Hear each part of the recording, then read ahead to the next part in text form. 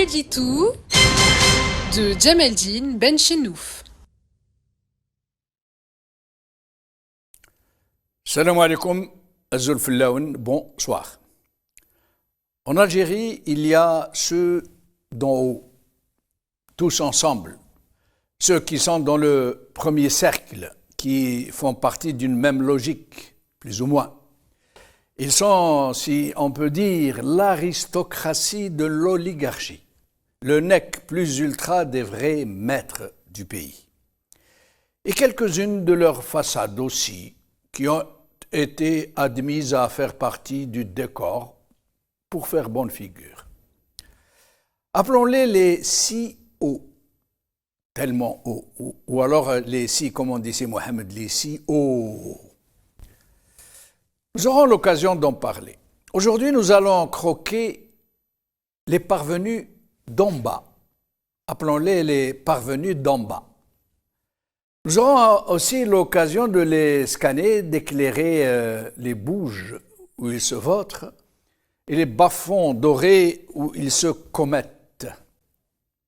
Mais en Algérie, il y a surtout ceux d'en bas, ces millions de gens qui ne comptent pas, qui ne décident de rien, de ce qui se passe dans leur pays, qui ne sont pas autorisés à choisir leurs représentants, ni à s'exprimer seulement sur ce qu'ils veulent, au risque de se retrouver dans de sales draps.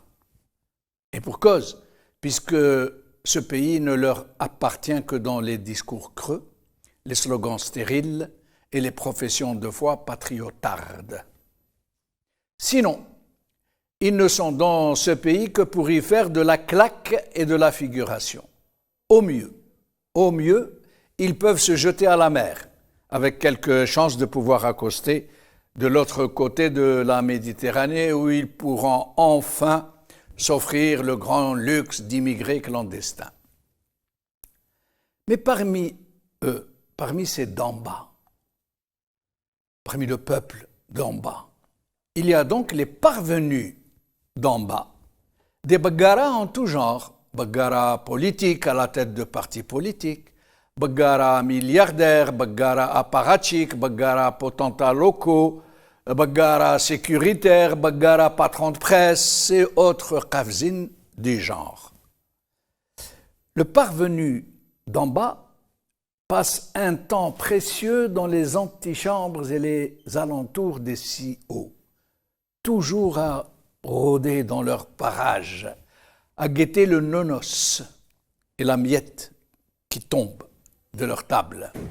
Ils miaulent à leurs pieds et aboient contre ceux qui les combattent.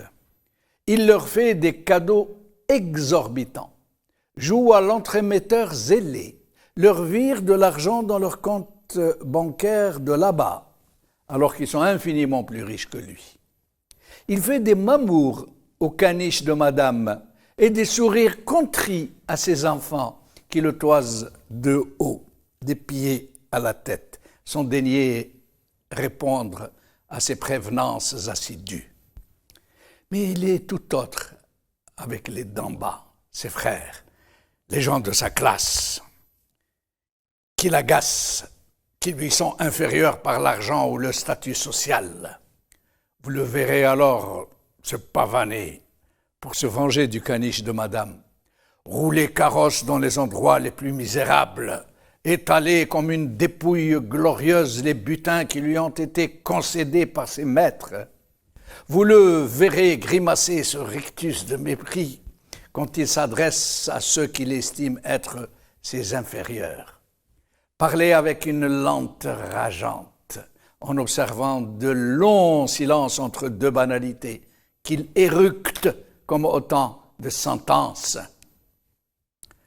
Ceux-là, ces parvenus d'en bas, ne reculent devant rien, irrémédiablement corrompus, jusqu'au trognon qui leur sert de dépotoir à conscience. Ils sont les excroissances grumeleuses qui suintent du corps malade, qui se répandent en pestilence, qui se sustentent de l'arbre de vie qui les héberge, des poux grassouillés qui se dandinent. Les parvenus d'en bas se haïssent les uns les autres.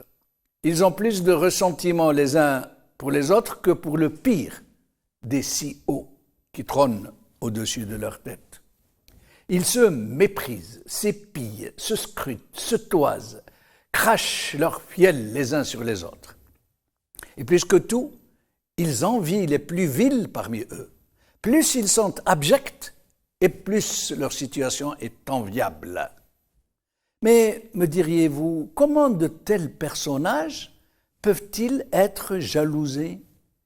Qui peut bien envier de telles difformités de la nature humaine, surgies de pulsions mauvaises, de louvoiement, de lâcheté, d'indescriptible bassesse? Qui donc? Tout leur être à ces gens n'est que ravalement du respect de l'homme pour lui-même.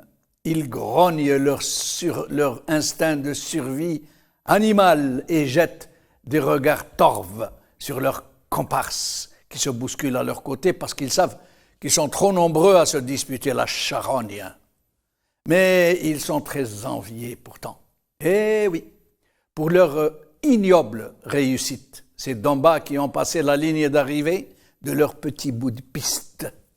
Oui, hargneusement enviés par d'innombrables autres, parmi leurs semblables, qui rêvent de parvenir à leur niveau de déchéance, d'habiter des bidonvillas comme les leurs, à plusieurs étages avec le poteau électrique dans leur cour ou dans leur jardin, puisqu'ils ont débordé sur le trottoir, d'avoir plusieurs voitures de luxe dans le garage, des liasses de billets de banque dans chaque poche et un palmarès de Hajj et de Umrah étalé sur la place publique qu'ils égrènent quotidiennement lorsqu'ils racontent leur énième pèlerinage. Ces parvenus d'en bas sont devenus une classe sociale à part entière, une simili-classe, une simili-caste, et surtout une façon d'être et de penser, plutôt de spéculer, de faire et de refaire tous les petits calculs sordides pour pouvoir arracher sa part de la bête. قال خير.